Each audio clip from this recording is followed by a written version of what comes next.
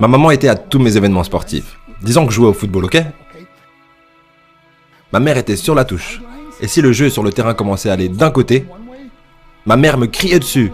Marc, bouge-toi, bouge-toi! J'étais là, oh mon Dieu. Et on se rassemble avec les autres gars de l'équipe et ils disent, Marc, est-ce que c'est ta mère? Je réponds, non, je l'ai jamais vue de ma vie. Le plus beau cadeau que ma mère m'a donné. Elle croyait en moi. J'ai fait des overdoses sous drogue à 3 occasions où j'aurais dû mourir. Mais je crois qu'on m'a gardé ici pour une raison. Montrez-moi vos amis, je vous montrerai votre futur. Comment est-ce que je sais ça? Je traînais avec des losers et je suis devenu le plus gros loser parmi eux parce que j'ai abandonné absolument tout, ce dont je rêvais quand j'étais un petit garçon. À cause des gens avec lesquels j'ai décidé de m'entourer. Mes amis me ramenaient à 2 ou 3 heures du mat.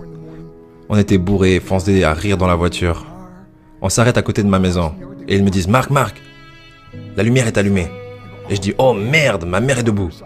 Vous voyez, ma mère ne pouvait pas aller au lit avant de savoir que son fils était toujours en vie.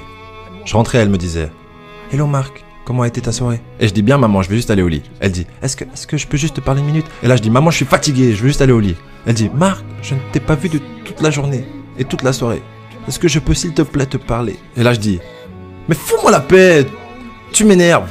Et là je claque la porte de ma chambre à coucher sur la seule personne qui croyait en moi. J'étais en pleine tournée internationale. On luttait à l'étranger au Japon. Après mon match de catch, j'ai rejoint ma chambre d'hôtel et je me suis endormi. Il y a eu une personne qui a toqué à ma porte à 3 heures du matin. Je sors du lit, je regarde à travers la fenêtre de sécurité et je vois que c'est le promoteur japonais. Donc j'ouvre la porte et il me dit « Marc, appelle à la maison, il y a une urgence ». Je suis allé au téléphone de ma chambre d'hôtel et j'ai appelé aux États-Unis. « Hey, comment ça va ?»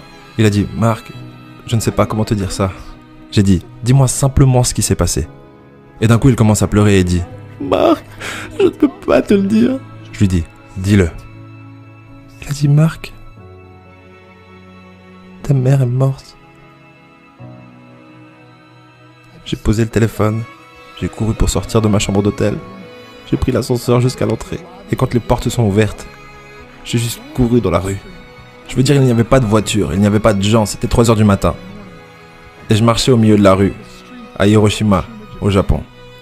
Et je me rappelle regarder en l'air en disant « Maman, je suis tellement désolé. » J'ai pris l'avion pour ses funérailles.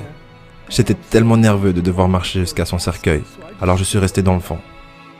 Et je continuais à regarder à distance, et je n'arrêtais pas de penser « Maman, s'il te plaît, réveille-toi. S'il te plaît, lève-toi. » Et j'ai finalement eu le courage de marcher jusqu'à elle.